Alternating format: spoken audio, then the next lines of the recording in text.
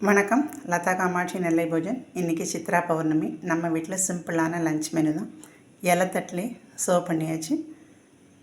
புழுங்கலரிசி சாதம், நெய், கட்டிப்பருப்பு, சௌச்சோ, கேரட்டு, குடமிளகா போட்டு கூட்டு ரைஸில் பசைஞ்சு சாப்பிட்றதுக்கு, அவரைக்காய், தேங்காய், வேர்க்கடலை போட்டு பொரியல், கத்திரிக்காய், எண்ணெய் கத்திரிக்காய். இதுதான் இன்றைக்கி நம்ம வீட்டு சித்ரா பௌர்ணமி சிறப்பு சிம்பிளான லஞ்ச் மெனு.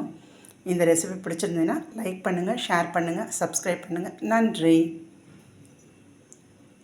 கேரட்டை தோலை சீவி பச்சையாக வச்சுருக்கிறேன்.